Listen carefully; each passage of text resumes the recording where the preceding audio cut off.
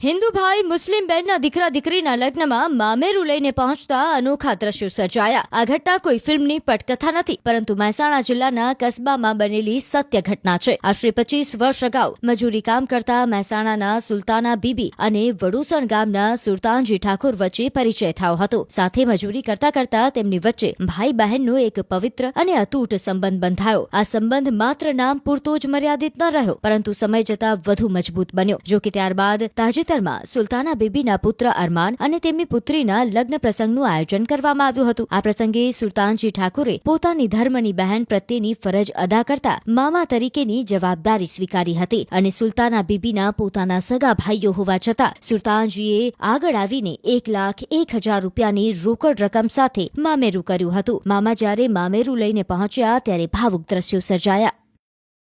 દેડિયાસન GRDC માં મજૂરી કામ કરતા હતા, ત્યાંથી અમારો ભાઈબંધનો સંબંધ છે અને હું મામેરું લઈને નાગલપુરમાં આવ્યો છું। 1,01,000 રૂપિયાનું મામેરું ભરવાનું છે અને બહુ સારું છે। હવે નાગલપુર સાથ સહકાર આલ્યો અને અમારો ભાઈચારો સારામાં સારો છે। કંકુ ચોલ્લા એમને કર્યા, અમે કર્યા, બહુ સારામાં સારું છે। ખૂબ ખૂબ કુમી એકતા નહીં કરવાનું અને આપણે ભાઈચારા જેવું રહેવાનું, બરોબર? એ સંદેશ હું આપું છું। મારા ભાઈ જેવું મામેરું પડે ને એવું એ ભાઈ પડે। મને હિન્દુ મુસલમાન નો કોઈ ભેદભાવ નહીં, મને બહુ જ રાખે એમ। મતલબ એમના ઘેર હું જઉં, મારા હારા ભલે આવો, એમના હારા ભલે જઉં, મને એવું કોઈ ભેદભાવ જ નહીં, મને બહુ રાખે। કેટલા વર્ષથી 25 વર્ષથી સંબંધ।